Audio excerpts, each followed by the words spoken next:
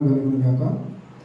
పరిశుద్ధమైనటువంటి దేవుడిని ఆత్మతోనూ సత్యముతోనూ ఆరాధించడానికి చేరవచ్చిన మీ అందరికీ నా హృదయపూర్వక వందనాలు తెలియజేస్తున్నాను.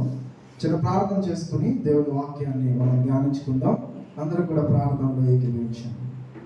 మహాపరిశుద్ధమైన మా తండ్రి, ప్రేమ నమ్మకం కలిగిన మా ప్రభువా, గతించిన కాలం అంతా కూడా నీ సజీవ రేఖలో మమ్మల్ని మీరు భద్రపరిచారు. అందుకంటే మీకు స్తోత్రాలు తండ్రి. ఈ యొక్క పరిశుద్ధ దినాన నీ సన్నిధానంలో మేమందరం కూడా చేరి ఇప్పటి వరకు కూడా కీర్తన ద్వారా నీ నామాన్ని మహిమపరచడానికి మీరు ఇచ్చిన అవకాశాన్ని బట్టి మీకు స్తోత్రాలు చెల్లిస్తూ ఉన్నాం తండ్రి. ఈ యొక్క విలువైన సమయంలో నీ వాక్యాన్ని మేము ధ్యానించని ఉండగా తండ్రి, నీ దాసునిగా నేను నిలబడి ఉండగా మీరు నన్ను మరుగుపరచండి నాయన. నా నోటికి మీరు బోరగా ఉండి నడిపించండి. విత్తబడిచ్చినటువంటి వాక్యము ప్రతి ఒక్కరి జీవితాల్లో కూడా నాయన పని చేయడానికి నాయన మీరు సహాయం దయచేయండి. కేవలం నాయన విని మరిచిపోయేటువంటి వారిగా నీ బిడ్డలు ఉండగా విన్న వాక్యాన్ని హృదయంలో భద్రపరుచుకొని నాయన వాక్యపు విలువను అర్థం చేసుకుని వాక్యానుసారంగా నడిచిన వాక్యమును దయచేయమని యేసుక్రీస్తు పరిశుద్ధమైన నామములో ఈ ప్రార్థన మనం అడిగి పెట్టుకుంటున్నాం తండ్రి. లాస్ట్ వీక్ మనం ఏం నేర్చుకున్నాం? దేని గురించి నేర్చుకున్నాం? ప్రవక్తల గురించి నేర్చుకున్నాం కదా. ప్రవక్తల గురించి మనం ఏమేమి నేర్చుకున్నాం? ఇంతకీ ప్రవక్తల జీవితాలు మనకి ఎలా కనబడుతున్నాయో మనం నేర్చుకున్నామంటే ఒక మాదిరిగా మనకి కనబడుతున్నాయి కదా. ప్రవక్తల జీవితాల్లో మనం గమనించినటువంటి విషయం ఏంటి అంటే, దేవుని మాటకు ప్రతిసారి కూడా లోబడినటువంటి మనస్తత్వం వాళ్ళలో ఉందా? లోబడని మనస్తత్వం ఉందా ప్రవక్తల్లో? దేవుని మాటకు ప్రవక్తలు లోబడ్డారా? లోబడలేదా? ఎంతగా లోబడ్డారు దేవుని మాటకి? దేవుని మాటకి ప్రవక్తలు ఎంతగా లోబడ్డారు? ఎంతగా లోబడ్డారు? ఇంకా ఎంతగా లోబడ్డారు అంటే, దేవుడు ఏది చెబితే అది చేసేదానికి సిద్ధపడ్డారు. ఆఖరికి నువ్వు ఒక పక్క పడుకోవాలంటే పడుకోవాలి, బట్టలు లేకుండా తిరగాలంటే తిరగాలి, అశుద్ధమైనవి తినాలంటే తినాలి. ఇంకా వాళ్ళ జీవితం మీద వాళ్ళకంటూ ఒక నిర్ణయము కానీ అధికారం కానీ ఏదీ లేకుండా పూర్తిగా తమని తాము దేవునికి సరెండర్ చేసుకుని దేవుడు ఏదైతే చెప్పాడో ఏదైతే చేయమన్నాడో దానినే వాళ్ళు చేస్తూ వచ్చారు. అసలు ప్రవక్తలను దేవుడు ఏర్పాటు చేసుకోవడానికి ఉద్దేశం ఏంటో కూడా మనం గమనించాం.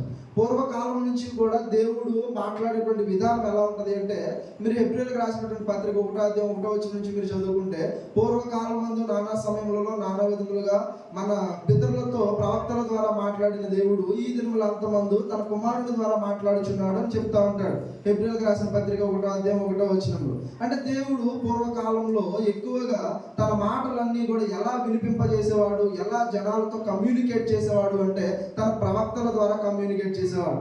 ప్రవక్తల ద్వారా ఆ ప్రజలలో ఉన్నటువంటి లోపాలు సరిదిద్దడానికి, వాళ్ళ దుష్టత్వం నుంచి పాపం వైపుకు విగ్రహారాధన వైపుకు వాళ్ళు వెళ్ళిపోయినప్పుడు వాళ్ళని మరలా కూడా సరిచేయడానికి దేవుడు తన ప్రవక్తలను పంపించి వారి ద్వారా హెచ్చరించేవాడు. అలా హెచ్చరించినప్పుడు కొంతమంది విన్నారు, కొంతమంది వినలేదు.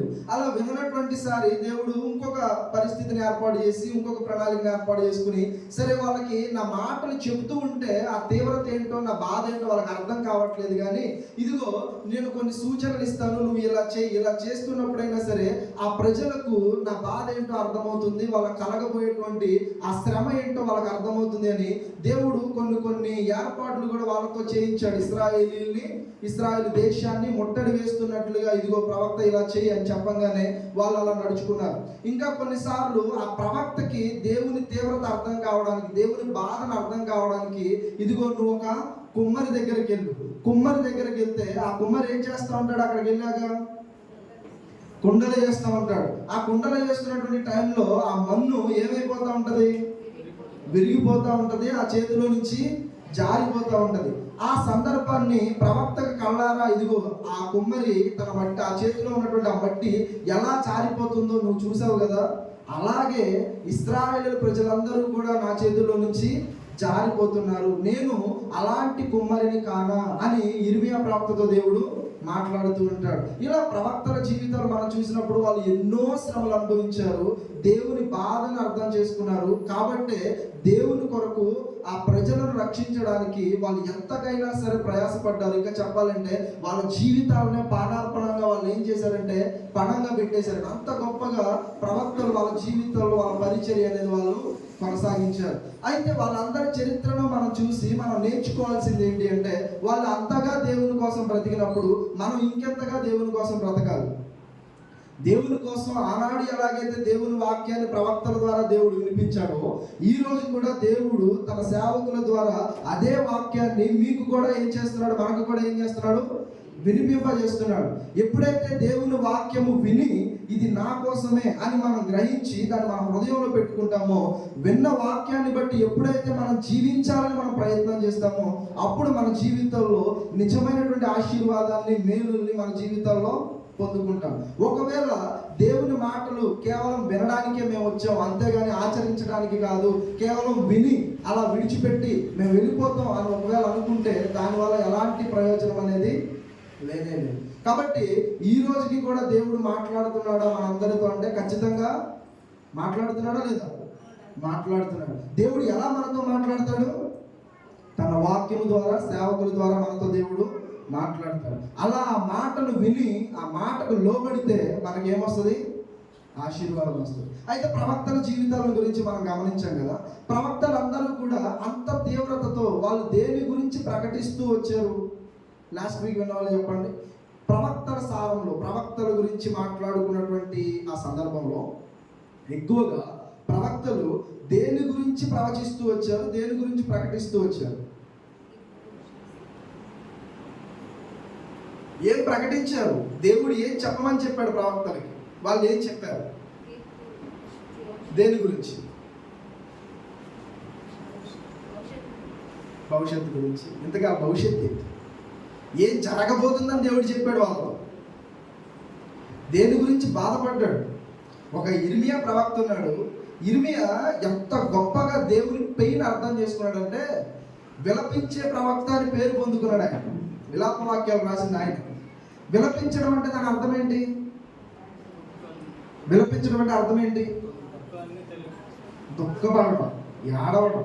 ఒక ప్రవక్తగా ఉండి నువ్వు ఎందుకు దుఃఖపడుతున్నావు, ఎందుకు ప్రలాపిస్తూ ఉన్నావు, ఏంటి అని ప్రవక్తను అడిగితే ఆయన చెప్పే సమాధానం ఏంటో తెలుసా? దేనికోసం ఇర్మియా ప్రవక్త పడిన ఆ కష్టం లేదా ఆ ప్రయాస లేదా దుఃఖం దేనికోసం? దేవుడు పడుతున్న దుఃఖం దేనికోసం? లాస్ట్ వీక్ విన్నారు కదా. దేనికోసం?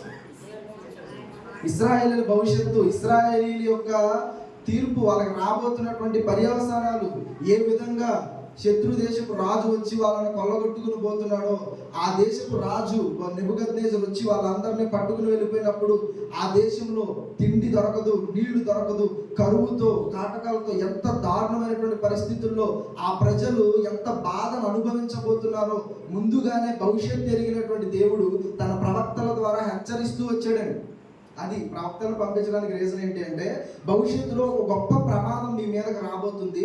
ఆ ప్రమాదం నుంచి మీరు తప్పించుకోవాలి అంటే ఇదిగో మీ దుష్టత్వం నుంచి ఇప్పుడే మీరు మారండి, మీ జీవితాలు మార్చుకోండి, స్వార్థంగా బ్రతకకండి. అలా దేవుడు ప్రవక్తల ద్వారా వాళ్ళని హెచ్చరించాడు. కానీ వాళ్ళు విన్నారంటే వినలేదు. దానికి పర్యవసానంగా దేవుడు ఏదైతే జరగబోతుంది అని చెప్పాడో అదే వాళ్ళ జీవితాల్లో జరిగింది. కొన్నిసార్లు బైబిల్ గ్రంథం మనం చదివినప్పుడు ఏముంటుంది అంటే, నేను మీ మీదకి కరువు రప్పిస్తాను, మిమ్మల్ని నేను నాశనం చేస్తాను, ఇలాంటి మాటలు బైబిల్లో కనపడతాయి. ఇవి చదివినప్పుడు ఏమనిపిస్తుంది మనకి?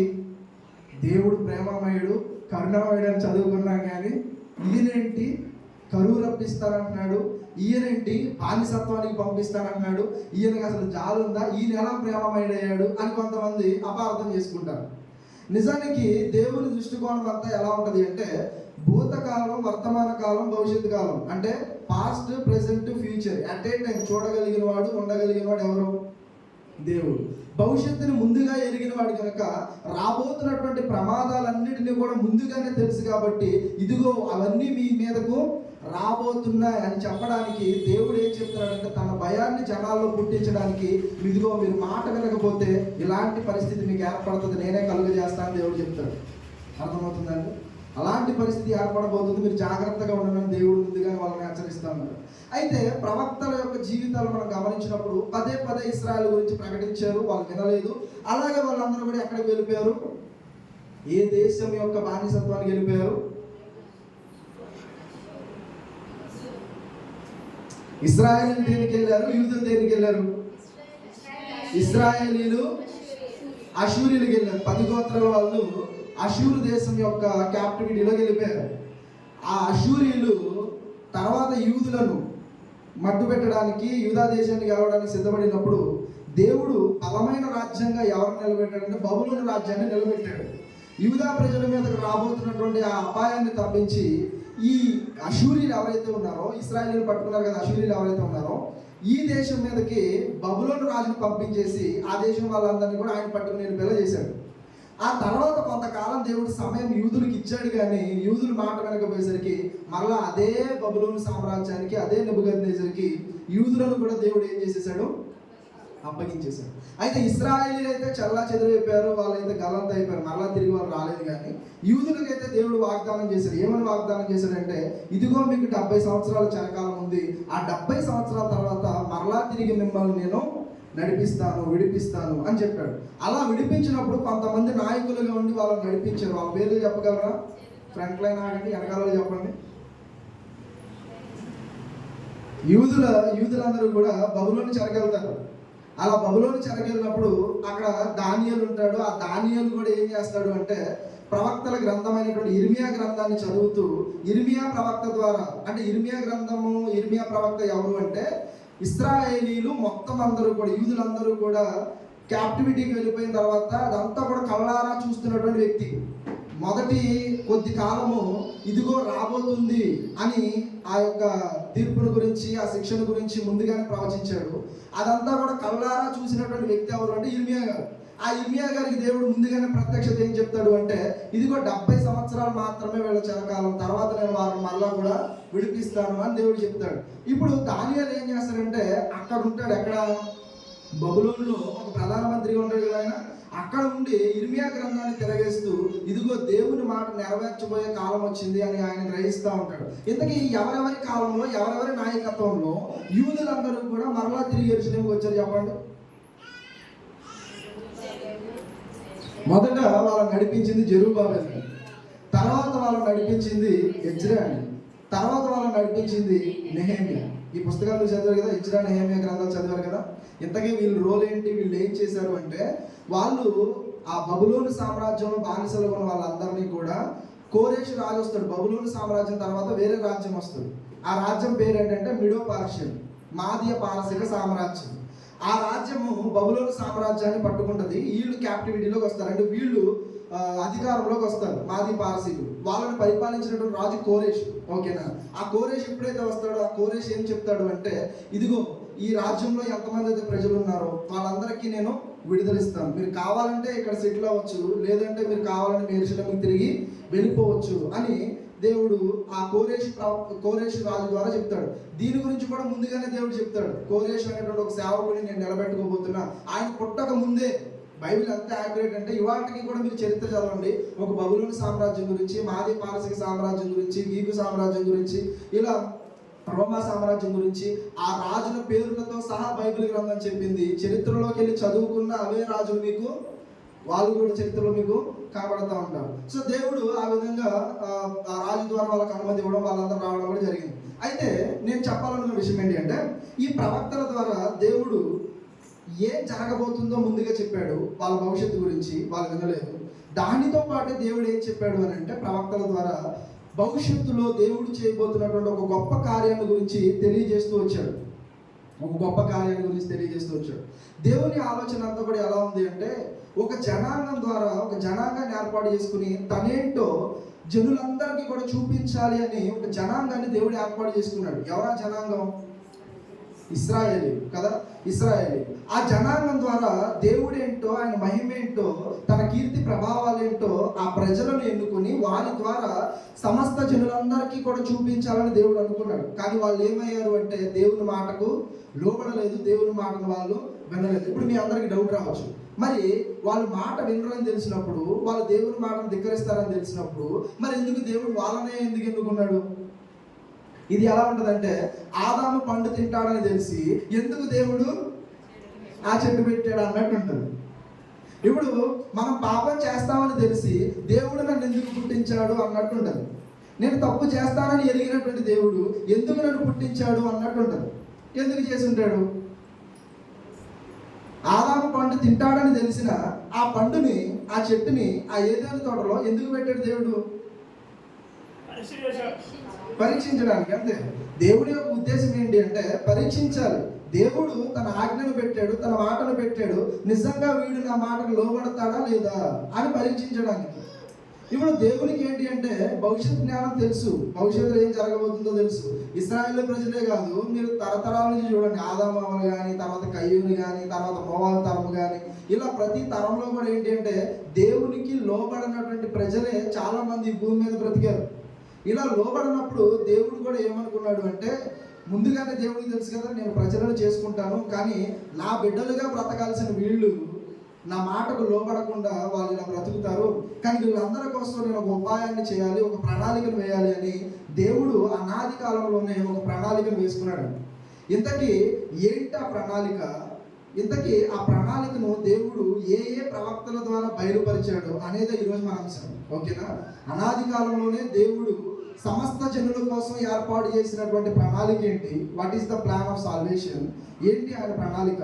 తర్వాత ఆయన ఏ ఏ ప్రవక్తల ద్వారా ఆయన ప్రణాళికను, ఆయన వేసుకున్న ప్లాన్ని రివీల్ చేస్తూ వచ్చాడు అనేది మనం ఈరోజు చూడబోతున్నాం. మొట్టమొదటిగా ఎప్పుడైతే ఆదాము అవ్వలు పండు తిని పాపము చేశారో, ఆ పాపము చేసినటువంటి వెంటనే దేవుడు మొట్టమొదటి ప్రొఫెసీ అంటాం కదా, ప్రవచనం అంటాం కదా, అది ఎవరు చేశారు అంటే దేవుడే చెప్పాడు. ఎక్కడ చెప్పాడు, ఎప్పుడు చెప్పాడు అంటే ఆ ఏదైనా తోటలోనే, ఆది కాండంలోనే 3వ అధ్యాయము 15వ వచనంలో చెప్పాడు. ఒకసారి చదవండి అన్నమాట.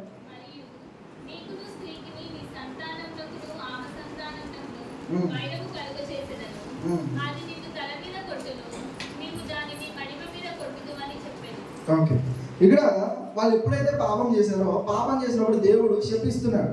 ఎవరెవరిని శపించాడు? ఆదాముని శపించాడు, అవన్నీ శపించాడు, ఇంకెవరిని శపించాడు? సర్పాన్ని కూడా శపించాడు. సర్పాన్ని శపిస్తూ ఏమన్నాడు ఆయన? నీ సంతానానికి, స్త్రీ సంతానానికి నేనేం చేస్తాను? నీకును స్త్రీ సంతానానికి ఏం చేస్తాను? వైరాన్ని కలగజేస్తాను. ఆ స్త్రీ సంతానంగా వచ్చిన ఆయన ఎక్కడ కొడతాడు? నిన్ను తల మీద కొడతాడని చెప్పాడు. ఇప్పుడు ఇది ఎవరిని గురించిన ప్రవచనం? స్త్రీ సంతానంగా ఈ భూమి మీదకి వచ్చింది ఎవరు? ఇప్పుడు మీరు అందరూ అనుకోవచ్చు, మరి నేను స్త్రీ సంతానం కాదని. మనందరం తల్లి గర్భంలో నుంచి రాలేదా? మరి ఆయన ఎలా స్త్రీ సంతానంగా పిలువబడ్డాడు? ఆయన పరిశుద్ధాత్మ ప్రేరణతో కన్యమరియ గర్భ తల్లిదండ్రుల కలయిక వలన ఈ భూమి మీదకి వచ్చిన వాళ్ళు. సో స్త్రీ సంతానంగా ఎవరు వచ్చారు ఈ భూమి మీదకి అంటే యేసు ప్రభు వచ్చాడు. ఎక్కడైతే పాపము ప్రారంభమైందో అక్కడ దేవుడు మొట్టమొదటి ప్రవచనాన్ని ఎత్తి చూపిస్తున్నాడు. ఇదిగో భవిష్యత్తులో సాతాను అధికారాన్ని ఆయన చింతక తొక్కబోతున్నాడు అని ముందుగానే దేవుడు తెలియజేశాడు. అంటే యేసుక్రీస్తు ప్రభు యొక్క ప్రణాళిక, ఆయన ఈ భూమి మీదకి పంపించాలన్నటువంటి ఆలోచన మీ అందరికీ అర్థం కావడానికి ఎఫెసీయులకు రాసినటువంటి పత్రిక 1వ అధ్యాయం 4 నుంచి 6 వచనాలు మీరు చదవండి. Ephesians chapter 1 versus 4 to 6.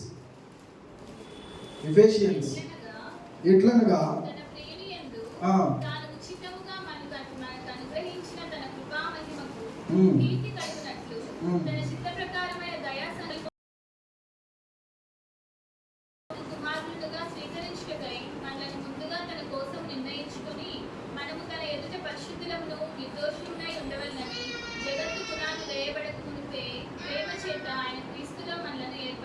ఎవరైనా ఈ వాక్యాన్ని ఎక్స్ప్లెయిన్ చేస్తారు? నాకు కొంచెం చదివిన వాళ్ళు మాత్రం ఎక్స్ప్లెయిన్ చేయగలరు అనుకుంటున్నా. చదివారా చదవలేదు? మరలా టైం ఇస్తున్నా, చదవండి, చదివి దాని అర్థాన్ని చెప్పండి. మీ అందరికి కష్టం. Ephesians chapter 1 versus 4 to 6. ఆ వాక్యాన్ని చదవండి. వాక్య భాగంలో ఏముందో నాకు చెప్పండి. ఏముంది?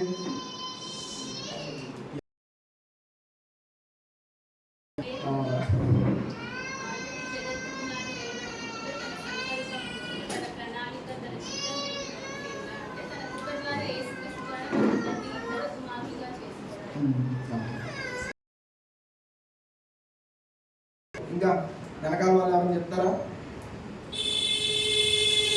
సరే, నేను క్వశ్చన్స్ అడుగుతాను, చెప్పండి. అయితే దేవుడు ఒక ప్రణాళికను వేసుకున్నాడు కదా, అది ఎప్పుడు వేసుకున్నాడంట? జగత్తు పునాది వేయబడక మునిపే. సరే, ఈ సృష్టి మొత్తం ఏది కూడా లేనప్పుడు దేవుడు ఒక ప్లాన్ వేసుకున్నాడు, ఒక ప్రణాళిక వేసుకున్నాడు. బాగా ఏమనుకున్నాడు ఆయన? యేసుక్రీస్తు ప్రభు ద్వారా మనల్ని కూడా తన బిడ్డలుగా, తన కుమారులుగా చేసుకోవాలనుకున్నాడు. ఇంకా చేసుకున్నటువంటి మనం అందరము కూడా ఆయన దగ్గర ఎలా ఉండాలన్నది ఆయన ఆలోచన. అర్థమైందండి? జగత్తు పునాది వేయబడక మునుపు, ఈ సృష్టి ఏది కూడా చేయక మునుపు దేవుడు అనాది కాలంలోనే ఒక సంకల్పాన్ని, ఒక ప్లాన్ ని కలిగి ఉన్నాడు. ఏంటి ఆయన ప్రణాళిక? ఏంటి ఆయన? అందరము కూడా ఆయన కుమారులుగా, కుమార్తెలుగా పిలువబడాలి. ఆయన ఎదుట మనం అందరము కూడా ఎలా నిలవబడాలంట? పరిశుద్ధులుగా, నిర్దోషులుగా మనం అందరము కూడా నిలబడాలి అన్నటువంటి ఈ ప్రణాళిక దేవుడు ముందుగానే వేసుకున్నాడు. అప్పటికి మొట్టమొదటి మనిషి అయినటువంటి ఆదామును కూడా దేవుడు చేయలేదు. అంటే దేవుని యొక్క ఆలోచన ఏంటి అంటే, మొదటిగా దేవునికి తెలుసు, చేశాడా? పరిశుద్ధులుగా చేశాడా? దేవుడు ఏ మానవుడిని కూడా పాపిగా పుట్టించలేదండి. కానీ మనుషులందరూ కూడా దేవుడు చేసినటువంటి తర్వాత పాపములు చేసి వాళ్ళందరూ కూడా పాపులుగా మార్చబడ్డారు. దేవుడు నరులను యథార్థవంతులుగా పుట్టి తన పోలికలో తన స్వరూపాన్ని ఇచ్చి, అంటే దేవుడు ఏ గుణలక్షణాలతో కలిగి ఉన్నాడో, ఏ మేధాశక్తి, ఏ జ్ఞానము, ఏ సామర్థ్యము దేవుడైతే కలిగి ఉన్నాడో వాటితో దేవుడు మానవుల్ని చేశాడని. అందుకే మీరు చూడండి, ఈ అధికారం కలిగి బ్రతకగలిగింది ఎవడు అంటే ఓన్లీ మనిషే. ఒక జంతువుని చూడండి, చెట్టుని చూడండి, ఈ సృష్టిలో దేనినైనా చూడండి, కానీ దేనికి కూడా మనిషికి ఉన్నంతటువంటి జ్ఞానం దేనికి కూడా లేదు.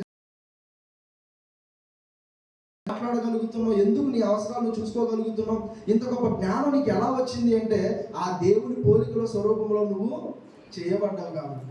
దేవుడు మొదటైతే మానవుడిని యథార్థవంతులుగానే చేశాడు, కానీ మనిషి పాపము చేయడం అలవాటు పడినటువంటి తర్వాత దేవుడి నుంచి మనిషి ఏమైపోయాడంటే దూరం అయిపోయాడు. ఆలోచన దేవుడికి కలిగిందో వెంటనే దేవుడు ఎవరు వెళ్తారు వాళ్ళందరి కోసం, నా నుంచి తప్పిపోయి పాపంలో పడిపోయినటువంటి వారందరినీ కూడా మరలా తిరిగి నా దగ్గరకు తీసుకురావాలి అని అంటే వాళ్ళందరినీ కూడా పరిశుద్ధులుగా. ఎందుకంటే పాపము ద్వారా మనం అందరం ఏమైపోయాం దేవుని దృష్టిలో?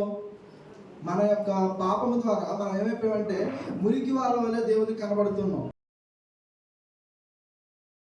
అంటే పాపం అంటే చాలా దారుణమైనటువంటి స్థితిలో, దేవునికి మరుగైపోయినటువంటి స్థితిలో మనం కనబడుతూ ఉన్నాం.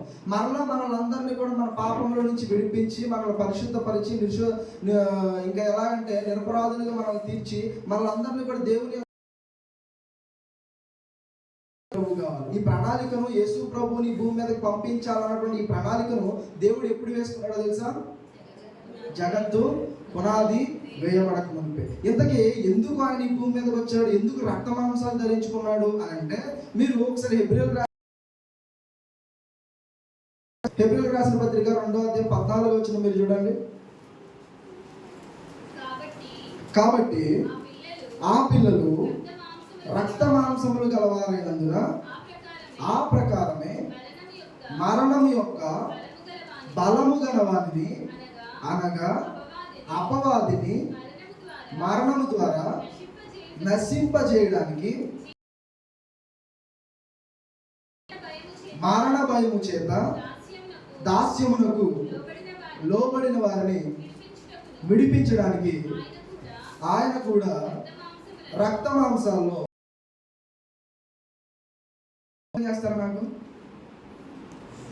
చెప్పండి, ఏంటిది? ఇప్పుడు ఆయన రక్త మాంసాలు ఎందుకు కలిగి ఉన్నాడంటే మనం అందరము కూడా ఆయన పిల్లలుగా మనం అందరం కూడా రక్త మాంసములు కలిగిన వారమై ఉన్నాం కనుక మనకు సరే ఇంకా దేనికోసం వచ్చాడు? ఇంతకీ మరణం యొక్క బలము కలిగిన వాడు అంటున్నాడు. ఎవరాయన? మరణం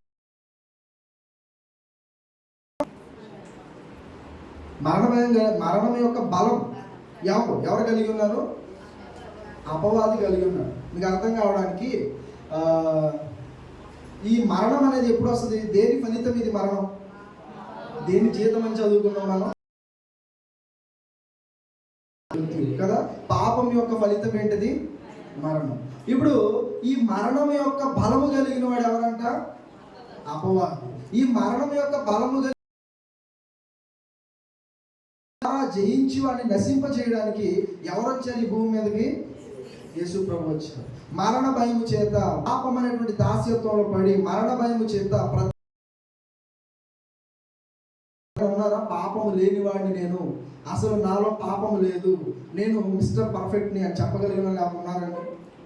ఏదో ఒక తప్పు, ఏదో ఒక లోపం ప్రతి ఒక్క మనిషిలో కనబడుతూనే ఉంటుంది.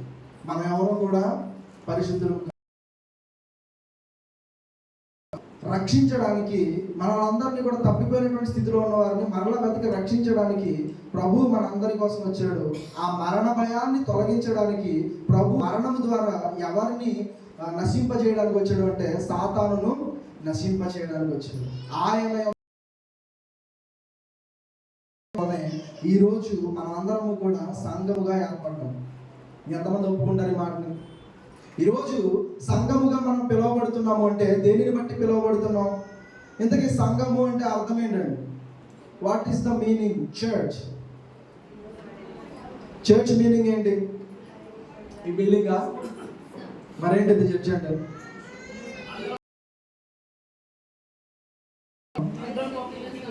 అందరూ సమకూడమా? ఓకే. పరిశుద్ధుల సమూహం. ఓకే, బాగా చెప్పారు. ఇంకా దేవుడు ఎన్నుకున్న వాళ్ళు, వేరు చేయబడిన వారు, ఇంకా దేవునికి లోబడిన వాళ్ళు. ఓకే, ఇంకా సరే. సంఘము అని మనం మాట్లాడుకున్నప్పుడు భౌతికంగా ఈ బిల్డింగ్ రాదండి. సంఘము ఎవరంటే ఇక్కడ కూర్చున్న మనం అందరం కూడా సంఘం. ఇది ఈ బిల్డింగ్ అంతా కూడా ఏంటి అంటే సంఘం కూడుకోవడానికి ఏర్పాటు చేసుకున్నటువంటి ఒక భవనం. అందుకే చాలాసార్లు చర్చెస్ దగ్గర church of Christ meets here అని రాస్తారు. మీట్స్ హియర్ అంటే ఇక్కడ కూడుకునే స్థలం. క్రీస్తు సంఘము కూడుకునే స్థలం అంతే. సంఘము అంటే మనమందరమే సంఘం. ఎలా మనం సంఘంగా కూడుకున్నాం? ఎలా మనం సంఘమయ్యాము? దేని ద్వారా సంఘమయ్యాము అంటే క్రీస్తు ప్రభు యొక్క సువార్తను వినడం ద్వారా. ఇంతకీ ఆయన సువార్తలో ఏముంది? ఆయన స్వార్థలో ఏముంది? ఆయన కేవలం మరణించడం కాదు కానీ 3వ దినాన మృత్యువును గెలిచి ఆయన తిరిగి లేచాడు. ఆ పునరుద్ధానం మీద స్థాపించబడినటువంటిది ఏంటి అంటే సంఘం. ఎవరైతే ఈ సువార్తను విని మనసులో కూడా దేవుని సంఘంలో, క్రీస్తు సంఘంలో సభ్యులుగా ఏర్పాటు చేయబడుతున్నారు. అర్థమవుతుందండి? సంఘంలోనికి ఒక వ్యక్తి వస్తున్నాడు అంటే మొదట ఆ వ్యక్తి ఎక్కడ నుంచి వస్తున్నాడు? యాక్చువల్గా చర్చ్ అంటాం కదా. చర్చ్ అనే మాట ఎక్లీషియా అనే వర్డ్ నుంచి వచ్చింది. ఈ ఎక్లీషియా అనేటువంటి వర్డ్కి మీనింగ్ పిలువబడిన వారు. చర్చ్ అనే మీనింగ్ ఏంటంటే కాల్డ్ అవుట్ పీపుల్, అంటే పిలువబడిన వారు. ఎక్కడి నుంచి పిలువబడ్డారండి? ఎక్కడి నుంచి పిలువబడ్డారు? లోకంలో నుంచి, దాస్యత్వంలో నుంచి. ఈ సంఘముగా కూడుకున్న మనం అందరము కూడా ఒకప్పుడు పాపములో నుంచి ఇప్పుడు రక్షణలోనికి పిలువబడిన వారు. ఒకప్పుడు చీకటిలో నుంచి, చీకటిలో ఉన్నటువంటి మనం ఇప్పుడు అతని ఆశ్చర్యకరమైనటువంటి వెలుగులోనికి మనం మనం అందరము కూడా పిలువబడిన వారు. ఆ పిలువబడినటువంటి ఈ సమూహం, కూర్చున్న సమూహం ఏదైతే ఉందో మనం అందరం ఉన్నాం కదా, మనమే సంఘం. ఈ సంఘాన్ని ఏర్పాటు చేయడానికి ప్రభువు కార్నర్ స్టోన్ గా వేయబడి. మూలరాయి అంటే మూలరాయి ఎప్పుడు వేస్తారండి? ఒక బిల్డింగ్, ఒక కన్స్ట్రక్షన్ మనం స్టార్ట్ చేసినప్పుడు దానికి కరెక్ట్గా దానికి కూడా ఒక ఉంటుంది, ఒక ఎక్కడ వేయాలి కరెక్ట్గా అక్కడ వేస్తారు. వేసిన తర్వాత దాన్ని తీసేయి, దాని మీద పునాదులు వేస్తారు. పునాదులు వేసిన తర్వాత రాళ్లతో దాన్ని ఏం చేస్తారు, పైకి కడతారు. ఇప్పుడు బిల్డింగ్ అలా కట్టిందేనా, మన ఇళ్ళని అలా కట్టుకున్నాయనా? ముందు ఫౌండేషన్ లేపడం జరుగుతుంది, దాని తర్వాత రాళ్లతో చక్కటి నిర్మాణాన్ని కట్టడం జరుగుతుంది. ఇప్పుడు దేవుని సంఘంగా మనమందరం కూడా ఎలా కట్టబడ్డాము అంటే, మూల రాయి ఎవరు? యేసు ప్రభు. పునాది ఎవరు? అపోస్తులు. సజీవమైన రాళ్ళుగా కట్టబడింది ఎవరు? మనమందరం. సంఘ ప్రణాళిక అర్థమైందండి. మొట్టమొదటి మూల రాయిగా ప్రభు ఉన్నాడు. ఆ ప్రభు శిష్యులు నిలబడ్డారు. ఆ పునాదుల మీద, ఆ మూలరాయి మీద సజీవమైనటువంటి రాళ్ళుగా.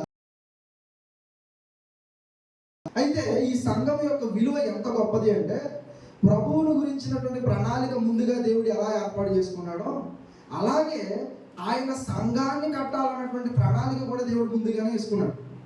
ఎందుకు ఈ విషయం చెప్తానంటే, సంఘం అంటే చాలా మందికి విలువ ఉండదు, చాలా తక్కువగా మాట్లాడటం, అగౌరవంగా ఉండడం, సంఘానికి రావట్లేదు, చర్చికి రావట్లేదు అంటే వాళ్ళు డిఫరెంట్ రీజన్స్ కూడా చెప్తూ ఉంటారు. అంటే దానికి అర్థం ఏంటి అంటే, దాని విలువను అర్థం చేసుకోవట్లేదు అని. నేను సంఘం యొక్క విలువను అర్థం చేయించే ప్రయత్నం చేస్తాను. ఇప్పటి వరకు మనం చూసింది ఏంటి అంటే, అనాది కాలంలోనే దేవుడు ఒక ప్రణాళికను వేసుకుని తన కుమారుని పంపించాలి అని. తన కుమారుని పంపించడంతోనే దేవుడు ఇంకొక ప్రణాళికను కూడా వేసుకున్నాడు. ఏంటిది అంటే, అనేక జనులను రక్షించాలి. విషయాలు అర్థం కావడానికి నేను చెప్పాను కదా, ప్రవక్తలు ఎవరెవరు ప్రవచించారు ఆ సంఘాన్ని గురించి, క్రీస్తు గురించి అనే దాని గురించి కొంతమంది వ్యక్తుల జీవితాలు చూద్దాం. చాలా టైం అయిపోతుంది అందరి గురించి చూస్తే. ఫస్ట్ మనం చూసేది అబ్రహాం గురించి చూద్దాం. అబ్రహాం గురించి చూస్తాం, చెప్పండి. అధ్యాయంలో చూస్తాం అబ్రహాం గురించి. 3వ వచనం చదవండి, తీసురా.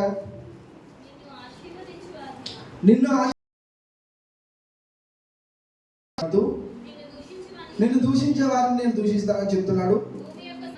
భూమి యొక్క సమస్త వంశములు నీ యందు ఆశీర్వదించబడతాయని అబ్రహాముతో దేవుడు చెప్పాడు. ఇప్పుడు చెప్పండి, నీ వలన, నీ సంతానం వలన భూమి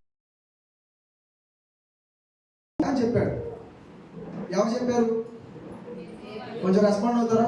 ఈ మాట ఎవరు చెప్పారు? నీ వలన, నీ వంశం వలన భూమి మీద ఉన్నటువంటి వంశాలని చెప్పారు. దేవుడు అబ్రహాముతో చెప్పాడు. ఇంతకీ ఎవరి వలన ఆశీర్వదించబడతారు సమస్త వంశాలన్నీ? అబ్రహాము సంతానం వలన. ఇంతకీ అబ్రహాము నుండి సంతానముగా వచ్చినటువంటి వాళ్ళు ఎవరు? ఇస్సాకు. ఇస్సాకు నుంచి వచ్చింది ఎవరు? యాకోబు. యాకోబు నుంచి వచ్చింది ఎవరు?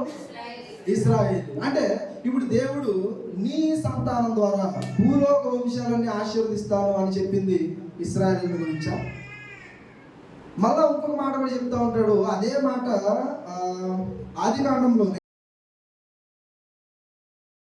ఉత్పత్తి 22:18 వచనంలో చెప్తాడు. ఏమని చెప్తాడు? మరియు నీవు నా మాట విన్నందున భూలోక జనములన్నీ నీ సంతానం వలన ఆశీర్వదించబడతాయి. భూలోక వంశాలన్నీ ఆశీర్వదించబడాలంటే ఇప్పుడు ఎవరు సంతానం? ఎవరు? ఇశ్రాయేలీలా, యేసుక్రీస్తు? ఒకవేళ ఇశ్రాయేలీలు అయితే ఇశ్రాయేలీ జీవిత చరిత్ర అంతా లాస్ట్ టైం మనం చూసాం. వాళ్ళ ద్వారా భూలోక వంశాలను ఆశీర్వదించబడడం నిజంగా సాధ్యమా? ఇశ్రాయేలీల ద్వారా వంశాలు ఆశీర్వదించబడడం కనీసం చెప్పంటే వాళ్ళు ఎలా ఆశీర్వాదంగా ఉంటారు? ఇంతకీ ఎవరా సంతానం అని అంటే,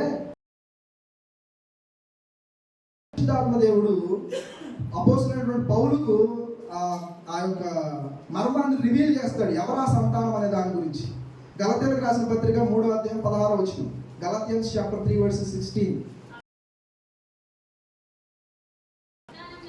అతని సంతానమునకును వాగ్దానము చేయబడి ఆయన అనేకులను గురించి గురించి అన్నట్టుగా నీ సంతానముల గురించి అన్నట్టే నీ సంతానమునకును అనెను. అయితే ఆ సంతానం క్రీస్తు. ఎవరు రివీల్ చేశారండి ఇది? పౌలు గారు పరిశుద్ధాత్మ. అబ్రహాము సంతానము అనగా ఎవరు? ఇశ్రాయేలీయుల యేసు ప్రభు వారు. దేవుని ప్రణాళికలో ఉన్నది ఎవరు అంటే అబ్రహాము వంశస్థుల నుంచి ఎవరు రావాలి అంటే యేసు ప్రభు రావాలి. మీరు పాత నిబంధన గ్రంథం అంతా చాలా జాగ్రత్తగా మీరు చదివితే ఇది మాత్రం కంటిన్యూగా జరుగుతూ ఉంటుంది. మీకు అర్థమవుతుందని చెప్పే విషయం. పాత నిబంధన చదువుతున్నప్పుడు చాలా మంది చాలా కట్ అవరు, వాళ్ళ లైన్ మాత్రం అలా కొనసాగుతూనే ఉంటుంది. ఉదాహరణకి ఆదాం ఉన్నాడు. ఆదాం పిల్లలు ఎవరు? తొందరగా చెప్పండి. ఆదాం పిల్లలు ఎవరు? కయీను, హేబేలు. హేబేలు షేతునిచ్చాడు. ఈ షేతు వంశం నుంచి ఎవరు వచ్చారు? షేతు వంశం నుంచి ఎవరు వచ్చారు? నోవా వచ్చాడు. ఈ నోవా నుంచి మరలా ముగ్గురు పిల్లలు ఉంటారు. ఆ ముగ్గురు పిల్లల్లో మరలా ఒకడిని ఎన్నుకుంటాడు, షేముని. ఆ షేము నుంచి ఎవరు వస్తారు? అబ్రహాం వస్తాడు. అబ్రహాము నుంచి ఎవరు వస్తారు? ఇస్సాకు, యాకోబులు వస్తారు. ఇప్పుడు ఇస్సాకు, యాకోబు నుంచి ఇప్పుడు ఈ లైన్ అంతా మీరు చూస్తున్నప్పుడు మరి మిగిలిన వాళ్ళ సంగతి ఏంటి? ఆదాముకి షేతు ఒక్కడైనా? మిగిలిన పిల్లలు లేరా? మిగిలిన వారికి ఇప్పుడు అబ్రహామే ఉన్నాడు. అబ్రహాముకి ముగ్గురు భార్యలు ఉన్నారు కదా. మిగిలిన వాళ్ళ సంతానం పరిస్థితి ఏంటి? ఇస్సాక్కి ఏసావు కూడా ఉన్నాడు కదా. యాకోబు గురించి చూసినప్పుడు 12 మంది పిల్లల గురించి చెప్తా ఉన్నాడు. మరి మిగిలిన వాళ్ళ సంగతి అంటే మీరు గమనించినప్పుడు కొంతమందిని కట్ చేసుకుంటూ దేవుడు వస్తాడు, ఒక లైన్ మాత్రం కంటిన్యూ చేసుకుంటూ వస్తాడు. ఎవరా లైన్ అంటే మీరు న్యూ టెస్ట్మెంట్ లో చూసినప్పుడు మత్తయిలో కానీ లూకాలో రాయబడినటువంటి వాళ్ళ పేర్లే పాత నిబంధనలు కనపడుతూ ఉంటాయి మీకు. అంటే దేవుడు పాత నిబంధన అంతా కూడా రాయించింది ఎవరి కోసం అంటే ఇదిగో రక్షకుడు మీకోసం రాబోతున్నాడు. ఏ వంశం గుండా, ఎవరి గుండా, ఏ సంతానం నుంచి ఆయన వచ్చాడు అన్న దాని గురించి చెప్పడానికే పాత నిబంధన అంతా కూడా ప్రయాసపడుతుందండి. పాత నిబంధన అంతా కూడా ఒక పెద్ద బాల శిక్ష లాగా, ఒక బాల శిక్షకుడు వల్లే మనల్ని క్రీస్తు దగ్గర నడిపిస్తుంది అంటాడు. పాత నిబంధన అంతా ఒక ఛాయగా ఉంది అంటాడు. నా మాటలు అర్థమవుతాయా? స్పీడ్కి వెళ్ళిపోతున్నాను. అర్థమవుతున్నాయా? రైట్. సో ఇప్పుడు పాత నిబంధన అంతా కూడా మనల్ని ఎక్కడి దాకా తీసుకుని వెళ్ళాలంట? క్రీస్తు ప్రభు దగ్గర దాకా తీసుకుని వెళ్ళాలి. ఇప్పుడు మొట్టమొదటిగా అబ్రహాం గురించి మనం చూసాం. అబ్రహాముకు దేవుడు సంతానం అని వాగ్దానం చేసింది ఇశ్రాయేలు కాదు, కానీ ఆ వంశంలో నుంచి రాబోతున్నటువంటి ఆ వ్యక్తి ఎవరు అంటే యాకోబు గారు. యాకోబు ఆయన మరణించేటప్పుడు ఆయన తన పిల్లలతో ఒక విషయాన్ని చెప్పాడు. ఆదికాండం 49వ అధ్యాయం. ఆదికాండం ఉత్పత్తి చాప్టర్ 49 verses 8 to 10.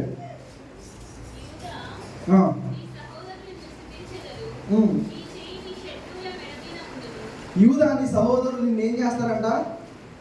స్తుతిస్తారు అంటున్నాడు. అంటే మీకు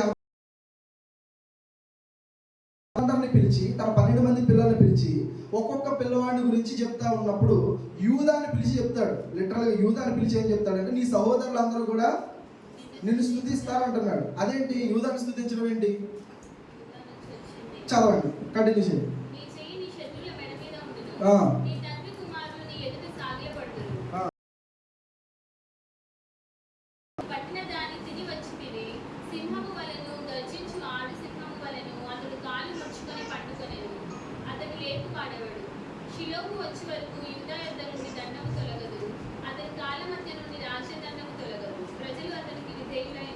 ఎవరికి విధేయులుగా ఉంటారు? యూదాకు రాజదండం తొలగదు, ప్రజలందరూ కూడా విధేయులై ఉంటారు. ఎవరి గురించి చెప్తున్నాడండి ఈ మాట? యూదా గోత్రం పదవ సింహం అంటాం కదా. ఎవరైనా కదా? అంటే ఇప్పుడు ఈయన యూదా గురించి చెప్తున్నాడా, రాబోతున్న క్రీస్తు గురించి చెప్తున్నాడా?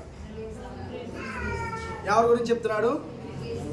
రాబోతున్న క్రీస్తు గురించి చెప్తున్నాడు. ఎందుకంటే ఈ యూదా వంశంలో నుంచి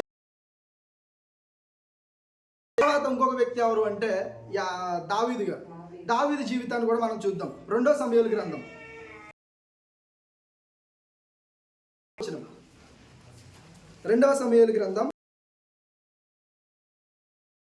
7:16. నీ మట్టుకు నీ సంతానమును నీ రాజ్యమును నిత్యము స్థిరమగును, నీ సింహాసనము నిత్యము స్థిరపరచబడును అనేను. నీ సింహాసనము దావీదుతో దేవుడు చెప్పాడు. ఇంతకీ ఎవరి సింహాసనం అంట అది? ఇది ఎవరి గురించి చెప్పిన మాట అది? అంటే దావీదు యొక్క వంశంలో నుంచి రాజదండం తొలగదని యాకోబు చెప్పాడు. దేవుడు దావీదుతో ఏం చెప్తున్నాడంటే నీ సింహాసనాన్ని నేను స్థిరపరుస్తానని చెప్తున్నాడు.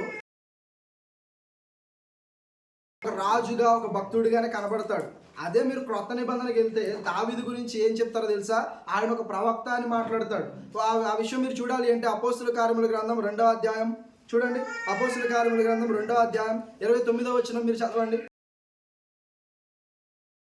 మూల పురుషులకు దావీదును గూర్చి నేను ధారాళంగా మాట్లాడవచ్చును. అతడు చనిపోయి సమాధి చేయబడెను.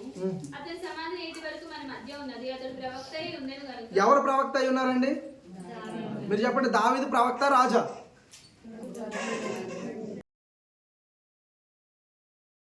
ఆయన రాజుగానే కాదు, కానీ క్రొత్త నిబంధనకు వచ్చేసరికి ఆయన ఒక ప్రవక్తగా కనబడుతున్నాడు. ఎందుకంటే ఆయన క్రీస్తు ప్రభువుని గురించి కూడా ఆయన ప్రవచించాడు. ఇంకా మీరు కీర్తన గ్రంథం 110వ కీర్తన 1-2 వచనాలు చదవండి. త్వరగా చదవండి, ముగించుకుందాం. కీర్తనలు, భజన్ సహిత, ఎక్సోదాస్ 1-2 వచనం. ప్రభు నా ప్రభువుతో సెలవిచ్చిన వాక్కు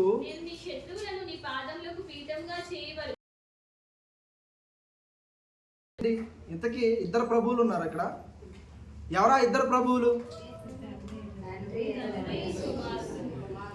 ఇక్కడ భక్తుడు ఇద్దరు ప్రభువులు చూస్తున్నాడు. ఎవరు? ప్రభువు నా ప్రభువుతో సెలవిచ్చినదేమనగా, అంటే తండ్రి అయినటువంటి దేవుడు యేసు ప్రభువుతో మాట్లాడేది ఏంటి అంటే, శత్రువులను నీ పాదపీఠం చేసే వరకు రాజధానం నీకు చదవడం. అది ఏమంటాడు?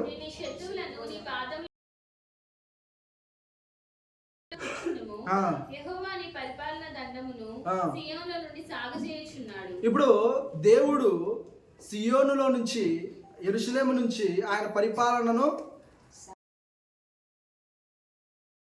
కూర్చుని పరిపాలిస్తారు. అంటే సియోనులో నుంచి పరిపాలన సాగుతుంది, కానీ అప్పటి వరకు కూడా ఎవరి కుడి పార్శ్వాన కూర్చుంటారు? అర్థమవుతుందండి? తండ్రి యేసు ప్రభువు ఆయన తన పరిపాలనను కొనసాగింపజేస్తున్నాడు అనే విషయాన్ని ఇక్కడ తెలియజేస్తా ఉన్నాడు. తర్వాత ఇంకా ముందుకు వెళ్దాం మనం. యెషయా గ్రంథం 2వ అధ్యాయం 2వ వచనం చదవండి. 2వ అధ్యాయం 2వ వచనం. అంత్య దినాల్లో పర్వతముల పైన యెహోవా మందిర పర్వతం పర్వత శిఖరమున స్థిరపరచబడి ఎత్తబడును. ఇంకా ప్రవాహం వచ్చినట్లు సమస్త అన్యజనులు దానిలోనికి వస్తారంట. మీకు అర్థమైందండి ఈ వాక్యం? ఎవరైనా చెప్తారా నాకు ఈ వాక్యం ఏం చెప్తుందో? అంత్య దినాలు అన్నాడు. అంత్య దినాలు అంటే ఏంటి చెప్పాలి? అంత్య దినాలంటే ఇప్పుడు మనం ఎక్కడ ఉన్నాం? అంత్య దినాలంటే ఇప్పుడు అంత్య దినాల్లో చివరి దినాల్లోనే ఉన్నావా, లేకపోతే ఎక్కడ ఉన్నాం? మనం చివరి దినాల్లోనే కదా. ఇప్పుడు అంత్య దినాల్లో చివరి దినాల్లో ఏం జరుగుతుందంట? యెహోవా ఒక మందిర పర్వతాన్ని పర్వత శిఖరం మీద ఆయన స్థిరపరిచి కొండల కంటే ఎత్తుగా ఆయన అది ఎత్తబడుతుంది. తర్వాత ప్రవాహం వచ్చినట్లు అన్యజనులు అందరూ కూడా దాని మీదకి వస్తారు. ఆ కాలంలో సియోనులో నుండి ధర్మశాస్త్రం, యెరూషలేములో నుండి యెహోవా వాక్కు బయలువెళ్ళును. జనములు గుంపులు గుంపులుగా వచ్చి యాకోబు మందిరమునకు యెహోవా పర్వతమునకు మనం వెళ్ళుదాం రండి అని చెప్పుకుంటారు. అంటే ఇప్పుడు మీకు అర్థమైందా? ఏమర్థమైంది మీకు? అన్యజనులందరూ కూడా ప్రవాహం వచ్చినట్లుగా దేవుని మందిరంలోనికి వస్తారంట. ఇప్పుడు పాత నిబంధన ప్రకారంగా మీరు చెప్పండి, అన్యజనులు దేవుని మందిరంలోనికి రావడం అనుమతి ఉందా? ఎవరు రావాలి దేవుని మందిరంలోనికి? ఓన్లీ దేవుని చేత ఏర్పాటు చేయబడినటువంటి ప్రజలు మాత్రమే. ఇంకా గట్టిగా చెప్పాలంటే యాజకులు మాత్రమే కదా. ఇప్పుడు దేవుడు ఎంత గొప్ప అనుమతి ఇచ్చేశాడు అంటే అన్యజనులందరూ కూడా వస్తారు. కొద్దిమంది కాదు. ఎలా వస్తారంటే ఒక ప్రవాహం వచ్చినట్లుగా వాళ్ళందరూ కూడా వస్తారు. ఆ ప్రవాహము ఎక్కడి నుంచి మొదలవుతుంది అదంతా కూడా అంటే దేవుని వాక్యం ఎక్కడి నుంచి బయలు వెళ్తుంది అంటే ఇదిగో సియోన్లో నుంచి యెరూషలేము నుంచి బయలు వెళ్తుంది అని చెప్తున్నాడు. తర్వాత ఇర్మియా గారు చివరిగా ఒక ఇర్మియా గారు రాసిన దాని గురించి చూసుకుని మనం ముందుకు వెళ్ళిపోదాం. ఇర్మియా గ్రంథం 31వ అధ్యాయం 31వ వచనం చదవండి తొందరగా.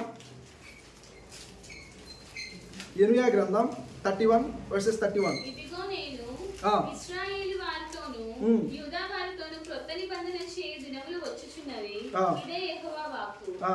అది ఐగుప్తులో నుండి వారిని రప్పించుటకై నేను వారిని చెయ్యి పట్టుకునిన దినమున వారి పితరులతో నేను చేసిన నిబంధన వంటిది కాదు. ఇదిగో నేను ఒక క్రొత్త నిబంధన చేయబోతున్నాను అన్నాడు. క్రొత్త నిబంధన చేయబోతున్నాను అంటే ఆల్రెడీ ఏముంది? పాత నిబంధన ఉంది కదా.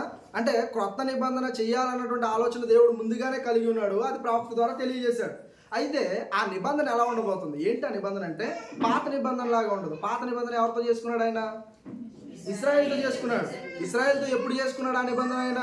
అదిగో ఐగుప్తు దేశం నుంచి వాళ్ళని చేయి పట్టుకుని బయటికి రప్పించినప్పుడు నేను చేసిన నిబంధన వంటిది అది కాదు. కానీ దానికంటే శ్రేష్టమైనటువంటి ఒక నిబంధన మీతో నేను క్రొత్త నిబంధన నేను చేయబోతున్నాను అన్నాడు. ఇంతకీ క్రొత్త నిబంధన అని మనం దేనికి సాదృశ్యంగా చెప్తామండి? ఎవరు చేశారండి క్రొత్త నిబంధన? ప్రతి వారం ఇదిగో నా నిబంధన అని ఒక పాత్రను మనం పట్టుకుని జ్ఞాపకం చేసుకుంటాం. ఏంటది అది? ప్రభు ఆయన అప్పగింపబడినప్పుడు చెప్తాడు, ఇదిగో క్రొత్త నిబంధనకి సాదృశ్యమైన నిబంధన నా నిబంధన రక్తం అని చెప్తాడు. అంటే క్రొత్త నిబంధనను ఎవరు రక్తం ద్వారా స్థాపించాడు? ప్రభువే తన రక్తము ద్వారా నిబంధనను ఆయన స్థాపించాడు. దాని గురించి సుమారు 700 years బిఫోరే దేవుడు ప్రవక్తల ద్వారా తెలియజేశాడు. అయితే కింద చెప్తాడు ఏంటిది? ఇంకా కొంచెం కింద చదవండి. ఈ దినములైన తరువాత ఆ. నేను ఇశ్రాయేలు వారితోను యూదా వారితోను చేయు నిబంధన అయితే వారి మనసులలో నా ధర్మవిధి ఉంచెదను. వారి మనసులో నా ధర్మవిధిని ఉంచుతాను. వారి హృదయం మీద దాన్ని రాసేదను. వారి హృదయం మీద దాన్ని నేను రాసేదను. రాస్తాను అంటున్నాడు. ఇంకా ఏమంటున్నాడు? నేను వారికి దేవుడినై ఉండును, వారు నాకు జనులగుదురు. ఓకే, ఇప్పుడు క్రొత్త నిబంధనలో దేవుడు తన ఆజ్ఞలన్నీ కూడా దేని మీద రాస్తానని చెప్పాడండి? హృదయం మీద. దేని మీద రాస్తాడు? మరి ఇప్పుడు వరకు ఆయన రాసింది వేటి మీద? ఇప్పుడు వరకు ఆయన రాసింది వేటి మీద? ఇప్పుడు ఆయన రాస్తానన్నది దేని మీద? నా మాట రీచ్ అవుతుంది అందరికి? ఇప్పుడు వరకు ఆయన రాసింది దేని మీద? ఇప్పుడు రాస్తానని చెప్తున్నది దేని మీద? దేని మీద? కొరింథీయులకు రాసిన పత్రిక చూడండి. చాలా చాలా ఆలోచిస్తున్నారు దేని గురించి చెప్పడానికి. 2 Corinthians chapter 3:3. 2 కొరింథీయులకు రాసిన పత్రిక 3వ అధ్యాయం 3వ వచనం.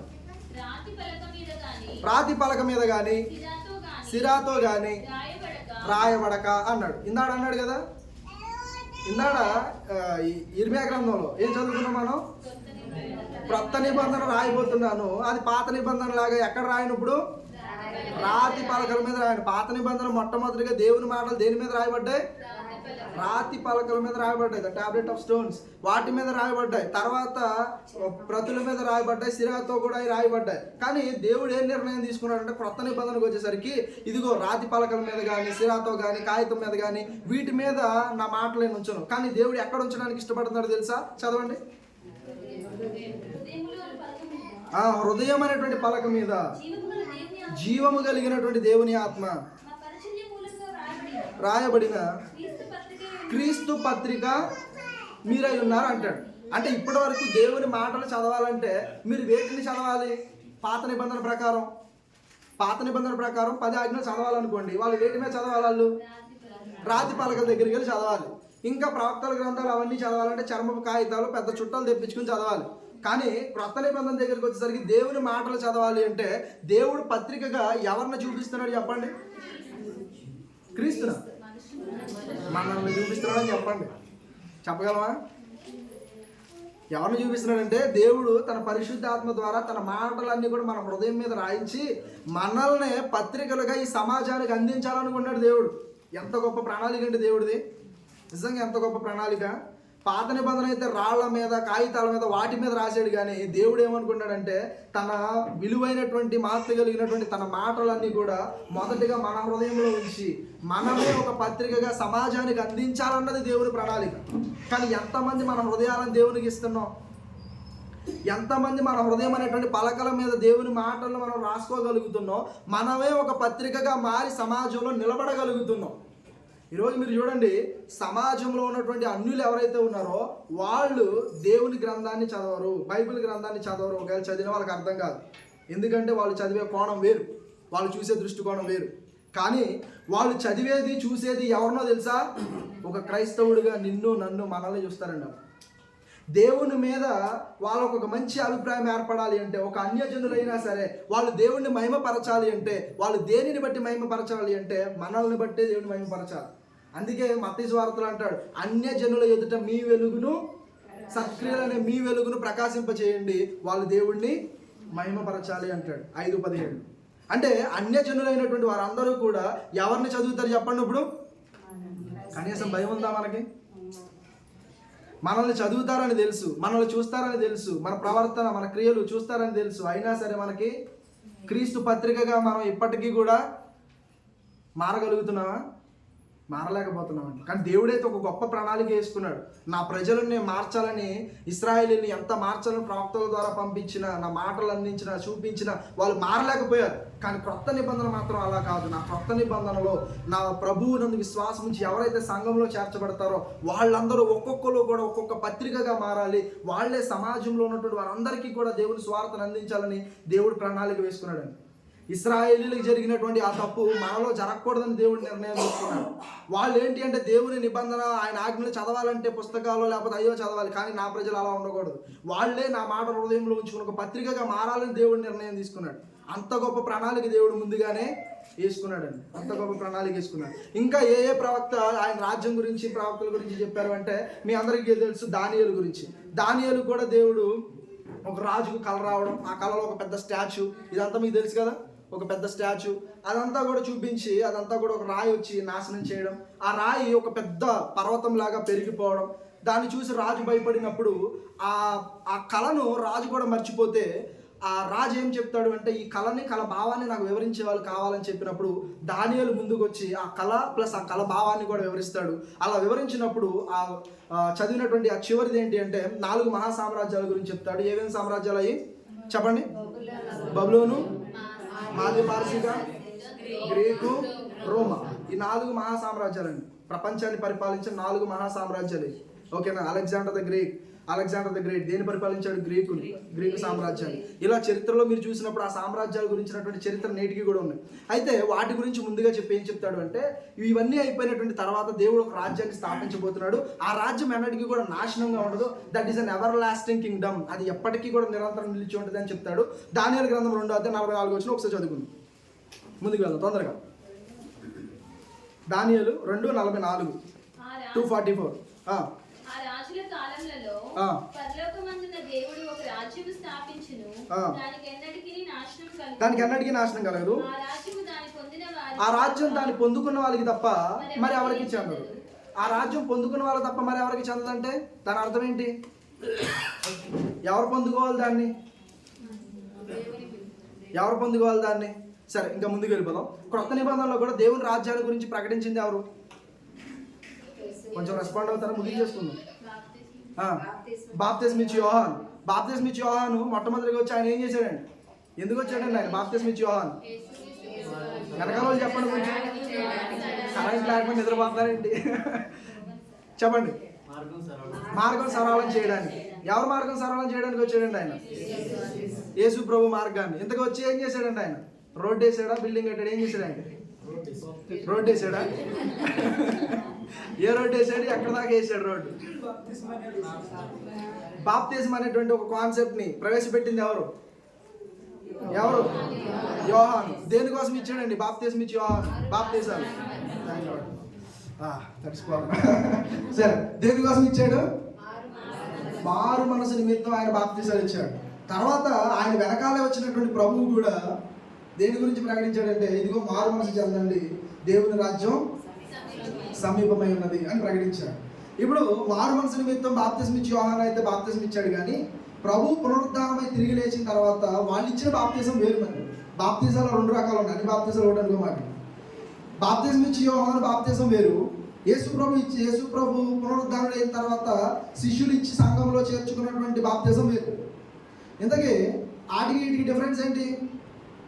ఆ బాప్తిజానికి ఈ బాప్తిజం డిఫరెన్స్ ఏంటి?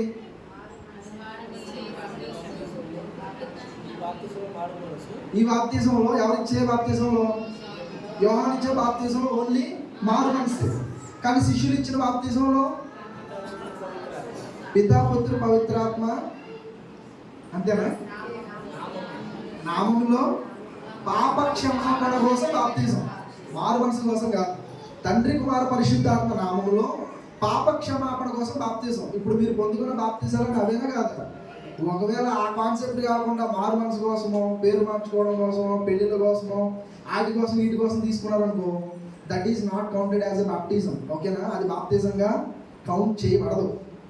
బాప్తిజం తీసుకున్న ఇప్పుడు ఎవరైతే యోహాను దగ్గర బాప్తిజం తీసుకున్నారో వాళ్ళందరూ మరలా కూడా ప్రభు పునరుద్ధరణ అయిన తర్వాత మరలా కూడా వాళ్ళు బాప్తిజం తీసుకున్నారు వాళ్ళ పాపాలు క్షమించబడడం కోసం. మారు మనసు తీసుకున్నటువంటి బాప్తిజం చెల్లదు. ఓకేనా? సో దేనికోసం ప్రభు ఆజ్ఞాపించాడో దానికోసమే మనం తీసుకోవాలి. ఓకేనా? రైట్. ఇప్పుడు ప్రభు వారికి కూడా ఒక విషయాన్ని మనం లూకాసు వార్తలో చూసుకుని మనం ముందుకు వెళ్ళిపోదాం. లూకాసు వార్త 24:46 ముగించేసుకుందాం. Luke chapter 24 verses 46. Luke 4 verses 24 verses 46.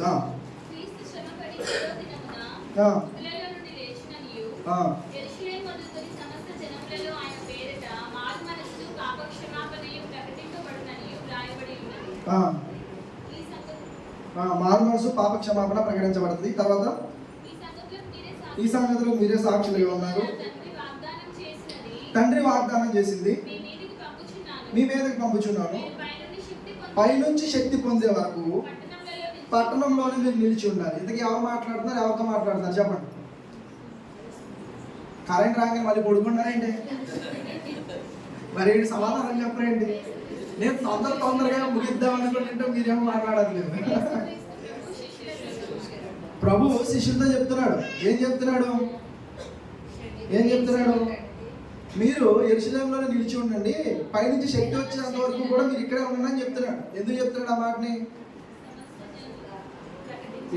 ఆ మాటని? ప్రభు ఆరోహణమై వెళ్ళిపోయేటప్పుడు శిష్యులకు ఆజ్ఞాపిస్తాడు, ఇదిగో పైనుంచి నా వల్ల ఏదైతే వాగ్దానం పొందుకున్నారో ఆ శక్తి వచ్చే వరకు. అంటే ఇంతకీ ఏ శక్తి గురించి మాట్లాడుతున్నారు? ఎవరి గురించి మాట్లాడుతున్నారు? పరిశుద్ధాత్మ దేవుని గురించి కదా. పరిశుద్ధాత్మ దేవుని గురించి ఆ శక్తిని మీరు పొందుకునేంత వరకు కూడా మీరు ఎక్కడ ఉండాలి అంటే యెరూషలేములోనే ఉండాలంటారు. అందుకే వీళ్ళందరూ యెరూషలేము దేవాలయానికి వెళ్ళి అక్కడ ఆరాధిస్తూ ఆ పరిశుద్ధాత్మ శక్తిని పొందుకునేంత వరకు, పెంతెకోస్తు పండుగ వరకు అక్కడే ఉంటారు వాళ్ళు. అయితే ఇప్పుడు యెరూషలేములోనే ఉండమని ఎందుకు చెప్పాడు ప్రభు? ఎందుకంటే దేవుని మందిరం అక్కడే ప్రారంభింపబడాలని ముందుగానే దేవుడు ప్రవక్తల ద్వారా చెప్పాడు. యెషయా గ్రంథంలో మనం చూసాం కదా. ఏమని చూసాం? ఇదిగో సియోనులో నుండే దేవుని వాక్కు బయలుదేరాలి. ఎక్కడి నుంచి బయలుదేరాలి? యెరూషలేము నుంచే, సియోనులో నుండే, అక్కడి నుంచే దేవుని మాటలు, దేవుని వాక్కు అనేది బయలుదేరాలి. అందుకే మొట్టమొదటి సంఘం ఎక్కడ ప్రారంభించబడింది అంటే యెరూషలేములో స్థాపించబడింది. ఎప్పుడు స్థాపించబడింది? ఏడి? ఇవన్నీ తెలియని కాదు, తెలిసినవి అన్ని మర్చిపోతున్నారు మీరైతే. ఏడి 33 ప్రభు పునరుద్ధానం తర్వాత. ఓకేనా? ప్రభు పునరుద్ధానం తర్వాత ఆయన పస్కా పండుగ రోజు బలిగా అర్పించబడతాడు. తర్వాత 50 రోజులకు వచ్చేది పెంతెకోస్తు పండుగ. ఆ పెంతెకోస్తు పండుగ నాడు స్థాపించబడిందే క్రీస్తు సంఘం. ఆ సంఘము స్థాపించబడినప్పుడు ఎంతమంది జాయిన్ అయ్యారు చెప్పండి? ఆ సంఘంలో ఎంతమంది గ్యాదర్ అయ్యారు? 3000 మంది. అక్కడ యాక్చువల్గా వచ్చింది లక్షలాది మంది వచ్చారు ఆ పండుగని సెలబ్రేట్ చేయడానికి. కానీ పేతురు, మిగతా అపోస్తలులు పరిశుద్ధాత్మ శక్తితో నింపబడి దేవుని వాక్యాన్ని ప్రకటించినప్పుడు 3000 మంది బాప్తిజం పొంది వాళ్ళు రక్షించబడి దేవుని సంఘంలో వాళ్ళందరూ కూడా చేర్చబడ్డారు. అక్కడ నుంచి భూ దిగాంతాల వరకు కూడా దేవుని సువార్త అనేది వ్యాపించింది. ఈరోజు భూ ప్రపంచం అంతా కూడా క్రీస్తు సంఘం అనేది ఉంది. ఇంకా ఆయన బ్రతికుండగా అంటే యేసు ప్రభు సజీవుడిగా ఈ భూమి మీద ఉండగానే చాలా ఉపమానాలు చెప్పాడు దేవుని రాజ్యాన్ని గురించి. ఇంతకీ దేవుని రాజ్యం అంటే ఏంటి? ఆఖరికి శిష్యులు కూడా అడుగుతారు, మరలా దావీదు రాజ్యాన్ని, దేవుని రాజ్యాన్ని ఇస్తావా అని చెప్పి. అంటే ఇశ్రాయేల్ అందరూ కూడా రాజ్యం కోసం వెయిట్ చేస్తున్నారు. ఇంతకీ ఏంటి ఆ రాజ్యం అంటే? That is not a physical Kingdom, that is a చెప్పాలి స్పిరిచువల్ కింగ్డమ్. భౌతికమైనటువంటి రాజ్యాన్ని దేవుడు మరలా ఇవ్వడానికి ఆల్రెడీ భౌతికమైన రాజ్యం పరిస్థితి అయిపోయింది. ఇప్పుడు ఇస్తున్నటువంటి కింగ్డమ్, ఇప్పుడు ఆల్రెడీ మనం ఉన్నది ఏంటి అంటే ఎవర్ లాస్టింగ్ కింగ్డమ్, నిత్యమైనటువంటి రాజ్యంలో ఉన్నాం. ఈ నిత్య రాజ్యంలో రాజు ఎవరు? తండ్రి అయిన దేవుని కుడి పార్శ్వములో కూర్చొని పరిపాలిస్తున్నటువంటి రాజు ఎవరు అంటే యేసు ప్రభు గారు. యెరూషలేము నుంచి దేవుని వాక్కు బయలుదేరి ఈరోజు ప్రపంచమంతా కూడా దేవుని సంఘం అనేది ఏర్పడింది. ఇంకా ఒక ఉపమానం కూడా చెప్తాడు. మీరు మత్తయి సువార్త 13వ అధ్యాయం మీరు చూస్తే అక్కడ ఒక ఆవగింజ గురించి చెప్తాడు. ఆవగింజ గురించి ఏం చెప్తాడంటే, అది చూసినప్పుడు చిన్నగా ఉంటుంది కదా, అది పాతి పెట్టినప్పుడు ఏమైతే తెలుసా? అది మొలిచి పెద్దగా అయిపోయి అనేకమైన ఆకాశ పక్షులకు అది నివాస స్థలంగా ఏర్పడుతుంది అంటాడు. ఇంతకీ దేని గురించి ఉపమానంగా చెప్పాడు దాన్ని? పరలోక రాజ్యం గురించి ఉపమానంగా చెప్తాడు. ఆవగింజను చూపించి పరలోక రాజ్యానికి ఉపమానంగా చెప్తాడు. అది మీకు కావాలంటే మత్తయి సువార్త 13:31 ఉంటుందండి, అది చదువుకొని కావాలంటే. అక్కడ 2 వచనాలు చెప్తాడు. పెద్ద ఉపదేశాన్ని చిన్న ఉపమానంలో చెప్పేస్తాడు. ఇంతకీ ఏంటి ఆ ఉపమానం అంటే, ఆ ఉపమానంలో ఆవగింజ దేనికి పోలి ఉందో తెలుసా? పరలోక రాజ్యం. పరలోక రాజ్యం అంటే ఏంటో తెలుసా? పరలోక రాజ్యం అంటే ఏంటిదండి? పరలోక రాజ్యం అంటే ఏంటిది? పరలోక రాజ్యం అంటే విత్తనమా? ఆవగింజ. ఇప్పటి నుంచి పరలోక రాజ్యం ఏంటని ఆవగింజని చెప్తారు మీరు. ఏం చెప్తారు? పరలోక రాజ్యం అంటే ఆవగింజని చెప్తారా? మరలా అక్కడే చెప్తాడు, పరలోక రాజ్యం అనేది ఆ పిండిని పోలుందని చెప్తాడు. పిండిని పోలుందని చెప్తాడు. ఆ పిండి రుబ్బి దాన్ని అక్కడ పెడితే తెల్లారపాటికి అది పులిసింది కదా. పులిసినప్పుడు ఏమైంది? ఆ పిండి అది కొంచెమే ఉన్నా అది పులిసేసరికి బాగా పొంగి ఎక్కువైపోద్ది అంటాడు. అంటే ఇప్పుడు కూడా ఏం చెప్తారు? పరలోక రాజ్యం అంటే పిండి అని చెప్తారా? మళ్ళీ ఒకసారి పిండి, ఒకసారి ఆవగింజ అని చెప్తారా? ఏం చెప్తారు మరి? పరలోక రాజ్యం అంటే ఆయన సంఘం అండి. ఆయన సంఘం మొట్టమొదటిగా ఒక చిన్న విత్తనంగా ఎక్కడ నాటబడిందంటే యెరూషలేములో నాటబడింది అది. కానీ అది ఎంత గొప్పగా విస్తరించింది అంటే దాని బ్రాంచెస్, ఇప్పుడు ఆవగింజ కూడా అది చిన్నదే విత్తనం, కానీ అది మొక్కయి పెద్దగా అయ్యిందంటే అది చాలా పెద్ద విస్తారమైన కొమ్మలేసి దాని మీద ఎన్నో విస్తారమైన పక్షులు నివాసం ఉంటాయి. అలాగే ఆయన సంఘము కూడా మొదట చిన్నగానే ప్రారంభమైంది, కానీ ఇప్పుడు భూప్రపంచం అంతా కూడా ఆయన సంఘం అనేది ఏర్పడింది. ఇప్పుడు ఆయన సంఘం యొక్క ప్రణాళిక అనేది దేవుడు ఎప్పుడు వేసుకున్నాడు అని చెప్పుకున్నాం. మనం ముగించేసుకుందాం. చెప్పండి ఒకసారి, రివైజ్ చేసుకుని ముగించేసుకుందాం. దేవుడు క్రీస్తు గురించి, క్రీస్తు సంఘాల గురించినటువంటి ప్రణాళిక ఎప్పుడు వేసుకున్నాడు? జగత్తు పునాది వేయబడక మునిపే. ఎందుకోసం వేసుకున్నాడు ఆయన? మనలందరినీ ఎలా చూడాలనుకుంటున్నాడు ఆయన?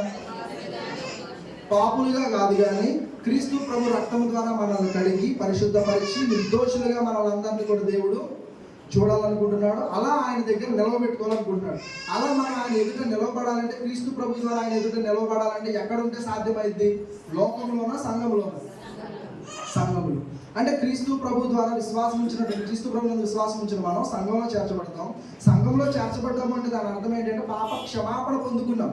మనం ఏదైతే పాత జీవితం ఉందో, పాప స్వభావం ఉందో దానిని విడిచిపెట్టి నూతనత్వాన్ని స్వతంత్రించుకుని నూతన స్వభావాన్ని ధరించుకుని క్రీస్తు చూపిన మార్గంలో ఆ ప్రేమలో నేను నడుస్తానని ఆయన నిబంధనలో జాయిన్ అయ్యి క్రీస్తు మాటలను మన హృదయంలో ఉంచుకుని ఆ మాటలకి నేను ఒక పత్రికగా మారి సమాజంలో నా జీవితాన్ని ప్రతిబింబింపజేస్తాను, నేనే ఒక పత్రికగా ఉంటాను అని ఒక నిబంధన తీసుకుని వచ్చిన వాళ్ళమే ఆయన సంఘం. అర్థమవుతుందా? ఇంత గొప్ప ప్రణాళికను దేవుడు వేసుకున్నాడు. మరలా తప్పిపోకూడదు, పడిపోకూడదు అని. కానీ మరలా మన జీవితంలో ఏమైపోతున్నాం? ఆ ఇశ్రాయేలు చేసిన తప్పు లేకనే మనం కూడా చాలాసార్లు తప్పులు చేస్తున్నాం, పడిపోతాం. నేను చెప్తున్నా, మన జీవితంలో ఎవరు పర్ఫెక్ట్ కాదండి. ప్రతి మనిషి జీవితంలో కూడా ఏదో ఒక లోపం అనేది ఉంటానే ఉంటుంది. కానీ మనం ప్రతి వారం దేవుని సన్నిధిలో కూడుకునేది, దేవుని వాక్యాన్ని ధ్యానించుకునేది దేనికోసం అంటే, దేవుని వాక్యం అద్దం లాంటిది. అద్దం ముందుకు మనం వెళ్ళినప్పుడు మనం పక్కన వాళ్ళని చూస్తాం, మనల్ని చూసుకుంటామా? చెప్పాలి.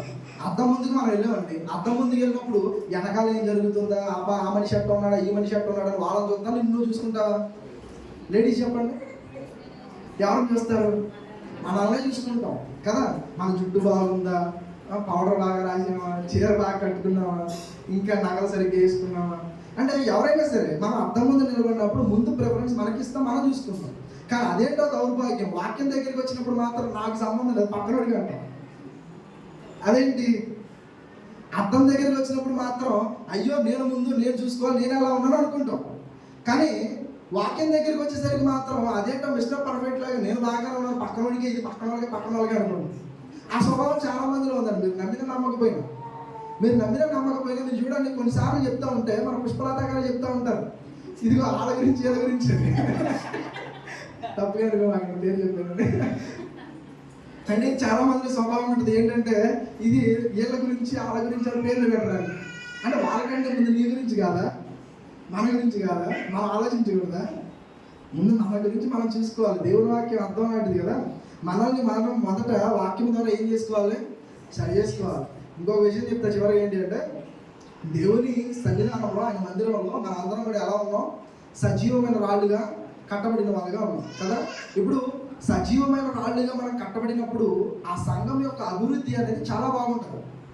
అదే ఆ రాయ సజీవంగా లేదు, లేదా మలినమైపోయింది, లేదా వ్యాధితో ఉంది, అనారోగ్యంగా ఉంది, దాని పరిస్థితి ఏంటి? సరే, ఇంకా మీకు అర్థం కావడానికి క్రీస్తు ప్రభు సంఘాన్ని ఆయన శరీరంతో పోల్చాడు కదా. ఇప్పుడు ఆయన శరీరంలో ఏదైనా ఒక అవయవం పాడైపోయింది అనుకోండి, ఎలా ఉంటుంది పరిస్థితి? ఇప్పుడు నా చెయ్యి ఉంది, ఏదో తెలియక గట్టిగా దెబ్బతైంది, ఇలా గట్టిగా దెబ్బతైంది. ఇప్పుడు దాని పెయిన్ ఎక్కడ ఉంటుంది? నాకు చేతికే ఉంటుందా? సరే, నీకు అర్థం కావట్లేదా? అప్పుడు నేను నడుచుకుంటే ఇలా మేకో ముళ్ళో దిగిందండి, దిగినప్పుడు వెంటనే ఏమంటా నేను? అమ్మ అంట. ఎందుకంటా నేను? దిగింది ఎక్కడ? కాల్లో దిగితే నా నోరు ఎందుకు పని చేసింది? గట్టిగా దిగింది అనుకో, వెంటనే కొంతమంది సెన్సిటివ్ ఉంటే కళ్ళలో నుంచి నీళ్ళు కూడా వచ్చేస్తాయి, ఏడు చేస్తూ ఉంటారు. దేనికోసం? కాలంలో ముళ్ళు దిగితే కళ్ళు అరవడం ఏంటి, నోరు అరవడం ఏంటి, ఇదంతా ఏంటి అంటే ఈ శరీరం శిరస్సుతో అతకబడి ఉంది. ఈ శరీర అవయవంలో ఏ ఒక్క అవయవం బాధించబడినా ఆ పెయిన్ అనేది అంతటికీ కూడా తెలుస్తుంది. ఆ ఫీల్ అవుతామా లేదా? కానీ దేవుని సంఘంలో ఆయన సన్నిధానంలో ఒక సహవాసంలో మనం ఉన్నప్పుడు ఆ పెయిన్ మనం ఫీల్ అవుతామా? దేవుని సంఘం సజీవమైన రాళ్లతో కట్టబడాలి, అంతేగాని పాడైపోయిన రాళ్ళన్నీ తీసుకొచ్చి దేవుని సంఘం అన్నాం అనుకోండి, అది అక్కడే పాడైపోతుంది. ఇప్పుడు మనం ఎలా ఉన్నాం? నేను ఎందుకు ఈ మాట చెప్తున్నానంటే, ఒక పాడైపోయిన రాయిలాగా, ఒక నిర్జీవమైనటువంటి, సజీవంగా కాదు నిర్జీవంగా కానీ నేను కూడా ఉన్నాను అనుకున్నావు అనుకో, నీ వల్ల ఏ ఉపయోగం లేదు. ఓ రోజు ఏం చేస్తాడంటే ప్రభు, ఒకవేళ నువ్వు కట్టబడితే కట్టుండొచ్చు, ఒకవేళ రాగలిగితే వచ్చి ఇక్కడ కూర్చోవచ్చు, కానీ ప్రభు ఏం చేస్తాడంటే ఆ తీర్పు రోజున అలా తీసి అక్కడ ఇసిరేస్తాడంటే. నిజంగా దేవుని సంఘంలో మనం సజీవమైన రాళ్ళుగా కట్టబడుతున్నాము అంటే మన యాక్టివిటీ అనేది ఉండాలి. శరీరంలో చాలా అవయవాలు ఉన్నాయి, ప్రతి అవయవానికి ఒకే పని ఉందా? డిఫరెంట్ వర్క్స్ ఉన్నాయా? అన్నీ అతకబడి అన్ని పనులు కూడా చేసినప్పుడే శరీరం అనేది ఆరోగ్యంగా ఉంటుంది. ఇప్పుడు నా చెయ్యి అందించాలి, చక్కగా ముద్ద కలపాలి, నోట్లో పెట్టాలి, తినాలి, నా నోరు తినాలి కదా. ఇదంతా కూడా ఏంటంటే ఒక ప్రాసెస్. అలా కాకుండా నా నోటితోనే తింటా, చెయ్యికి పని చెప్పాలంటే అలా కుదురుతుందా? దేని పని అది చేసినప్పుడు మనం ఆరోగ్యంగా ఎలాగైతే ఉంటామో, దేవుని సంఘంలో ఎవరి పని వాళ్ళు చేసినప్పుడు, ఇది నా బాధ్యత అనుకుని మనం చేసినప్పుడు సంఘం కూడా అంతే క్షేమంగా ఉంటుంది. సంఘం యొక్క సహవాసం అనేది చాలా ఇంపార్టెంట్ అనేది దానికే. ఎందుకంటే ఒక మనిషి ఇబ్బందుల్లో ఉన్నప్పుడు ఆ మనిషి నిమిత్తం ప్రార్థించడం, ఆ మనిషిని పరామర్శించడం, బలపరచడం సంఘంగా అది మన బాధ్యత. ఇంకా నేను మన ప్రేయర్ గ్రూప్స్ని అప్రిషియేట్ చేస్తున్నాను. ఏంటి, మన రివీనా సిస్టర్ ఇక్కడ ఉన్నటువంటి వీళ్ళందరూ సంఘంలో ప్రేయర్స్ చేసుకోవడం ఎవ్రీడే. అలాగే కరుణమ్మ గారు, అలాగే మిగిలినటువంటి వారందరూ ఆన్లైన్లో జాయిన్ అవ్వడం. ఏ రోజు జాయిన్ అవుతున్నారు మీరు? Tuesday, Saturday. చక్కగా మీరు ఒక మంచి సహవాసాన్ని ఏర్పాటు చేసుకున్నారు. ప్రతిరోజు కూడా అందరి నిమిత్తము ప్రార్థన చేస్తున్నారు, భారంగా ప్రార్థన చేస్తున్నారు. నిన్న కరుణమ్మ గారు కూడా నాతో మాట్లాడుతూ, ఇదిగో మేము చేసినటువంటి ప్రార్థనలన్నిటికీ కూడా దేవుడు సమాధానం దయచేస్తున్నాడు, ఇదిగో మేము ఏదైతే భారంగా అందరం కలిసి ప్రార్థన చేస్తున్నామో దేవుడు ఖచ్చితంగా ప్రతిఫలాన్ని ఇచ్చాడు అని చెప్పినప్పుడు నాకు నిజంగా చాలా సంతోషం కలిగింది. అంటే ఎంత ఎంకరేజ్మెంట్, ఎంత ప్రోత్సాహం దొరుకుతుందో చూడండి. ఒకళ్ళ అనారోగ్యం గురించి, ఒకళ్ళ ఇబ్బందుల గురించి భారంగా మనం ప్రార్థించాలని. మనం ఎక్కువగా మన కోసం కంటే ఎవరి కోసం ప్రార్థించే వాళ్ళు కూడా తెలుసా, ఇతరుల గురించి ప్రార్థించే వాళ్ళు కూడా. అలా మనం ప్రార్థిస్తే మన ప్రతి అవసరాన్ని కూడా మొదటి దేవుడు తీరుస్తాడు. అదే స్వార్థంగా మన అవసరాలు చూసుకున్నాం అనుకోండి, అప్పుడు దేవుడు ఏం చేస్తాడు? వీళ్ళు స్వార్థ ప్రియులు అనుకుంటాడు. ఓకేనా? సో మనం ఎప్పుడు కూడా ఎలా ఉండాలంటే ఇతరుల కోసం కూడా మనం ప్రార్థించేవారుగా ఉండాలి. సో అలాంటి ధన్యత దేవుడు మనందరికీ కూడా దయచేయను కనుక నేనైతే ఒక చిన్న సాక్ష్యాన్ని పంచుకోవాలనుకుంటున్నా. ఇప్పుడు చెప్పాను, తర్వాత చెప్పాను ఒకసారి